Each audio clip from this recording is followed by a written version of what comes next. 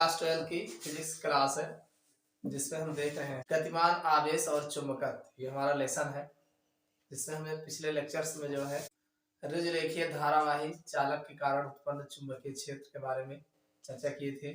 आज उसके आगे जो टॉपिक है, अगर आप लोग नए हो चैनल सब्सक्राइब कर लें। देखिए हिंदी मीडियम की फिजिक्स क्लास है जिसमें आप अपनी तैयारी जो है कर सकते हैं, चाहे यूपी बोर्ड एग्जाम्स की तैयारी कर रहे हो और चाहे अदर कोई बोर्ड एग्जाम्स की तैयारी कर रहे हो, सबके लिए वीडियो जो है काफी हेल्पफुल होगा। चलो अगली हेडिंग वृत्ताकार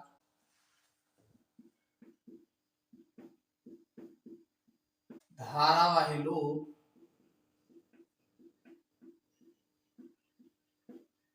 वृत्ताकार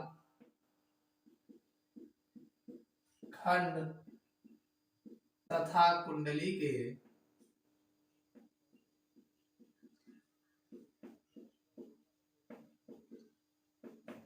केंद्र पर उत्पन्न चुंबकीय क्षेत्र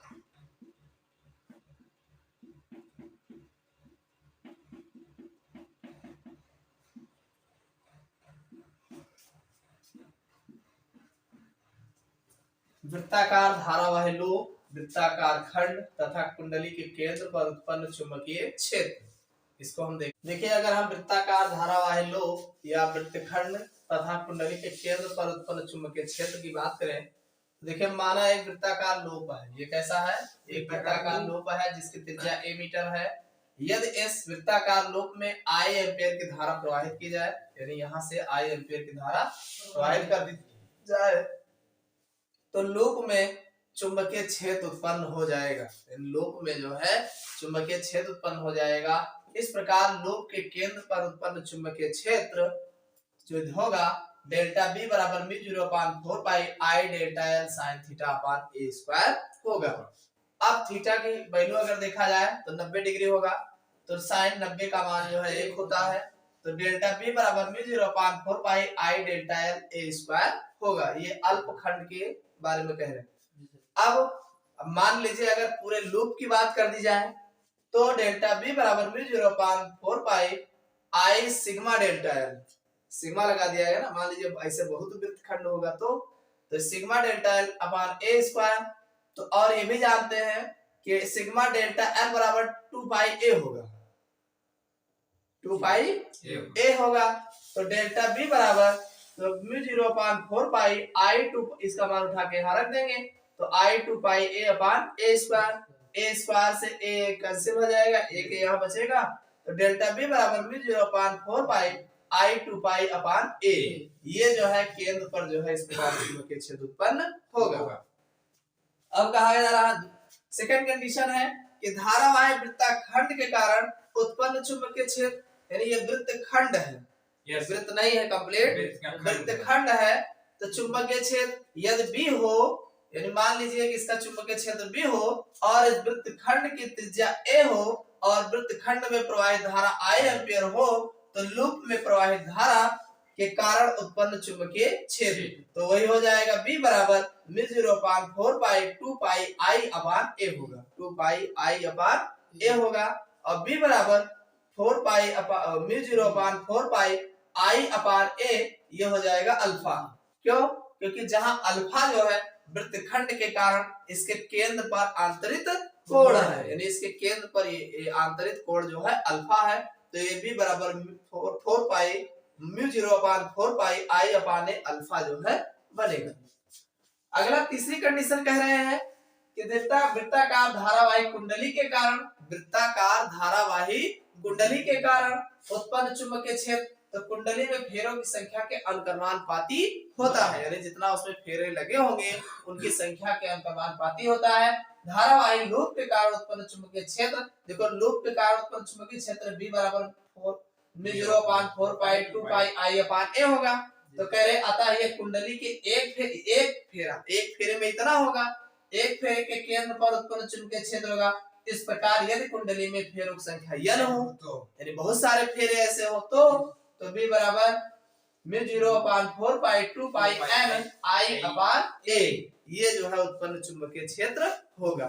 समझ में आ गया कि नहीं?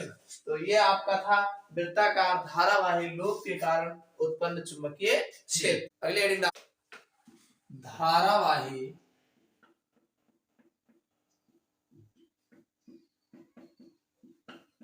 परिनालिका के कारण उत्पन्न चुंबकीय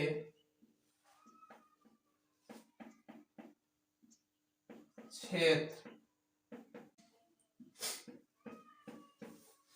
धारावाही परिनालिका के कारण उत्पन्न चुंबकीय क्षेत्र। देखो, अगर हम धारावाही परिनालिका के कारण उत्पन्न चुंबकीय क्षेत्र की बात करें तो इसमें जो है धारावाही परिनालिका एक कुचालक नालिका पर चालक तार की बनी है। कुचालक नालिका, धारावाही परिनालिका कैसी है? एक कुचालक नलिका है, उस पर जो है चालक तार की बनी है। इतना समझ में आया कि नहीं? जिस नलिका पर वो लपेटी गई है वो कुचालक है और वो चालक तार की बनी होती है। एक कुंडली होती है जिसका बेलनाकार, जिसका आकार जो है बेलनाकार होता है, जिसका आकार बेलनाकार होता है।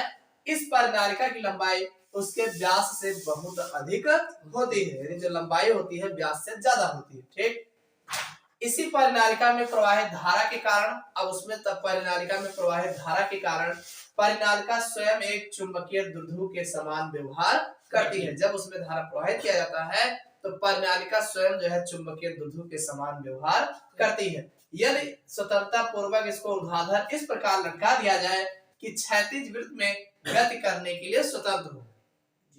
इस परिनालिका को अगर हम लटका दे कि वो चाहे जैसे गति करे, गति करने के लिए स्वतंत्र हो, तो सदैव उत्तर दक्षिण दिशा में ठहरती है। यानी परिनालिका जो है हमेशा उत्तर दक्षिण दिशा में ही ठहरती है।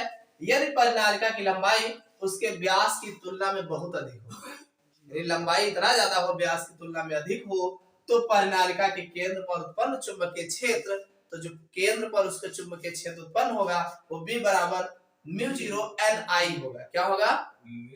μ0 NI होगा। N क्या है? N परिनालिका में फेरों की संख्या है, यानी कितनी फेरों की संख्या है वो N हो जाएगा, और I परिनालिका में प्रवाहित धारा है। समझ में आया कि नहीं? तो ये है धारावाही परिनालिका के कारण उत्पन्न चुंबकीय क्षेत्र। गतिशील आवेश के कारण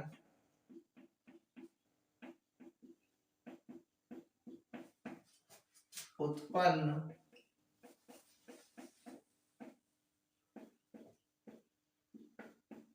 चुंबकीय क्षेत्र।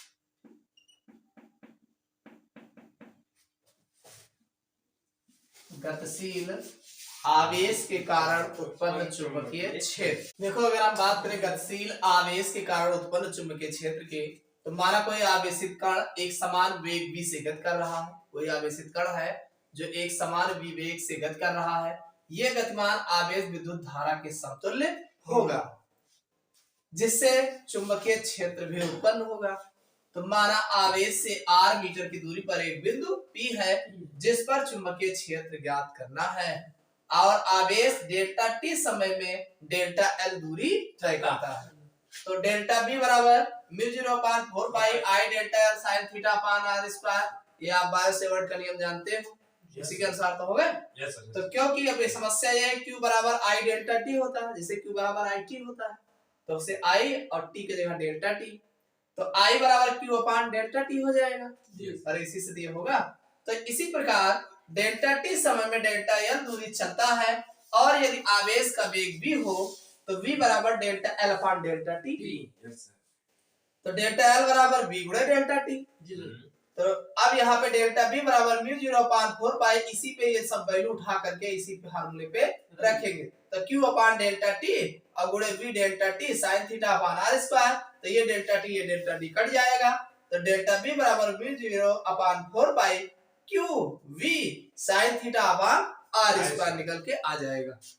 अब यदि आवेशित कण अर्थात आवेश द्वारा बिंदु P के सापेक्ष बना कोण 90 डिग्री का हो, मान लीजिए कोण जो है 90 डिग्री का बन रहा हो, तो थीटा बराबर 90 डिग्री जी, तो साइन 90 मान 1 होता है, तो आ जाएगा डेल्टा B बराबर μ0/4 पाई QV अपान r स्क्वायर। ये जो है गतिशील आवेश के कारण उत्पन्न चुंबकीय क्षेत्र होगा।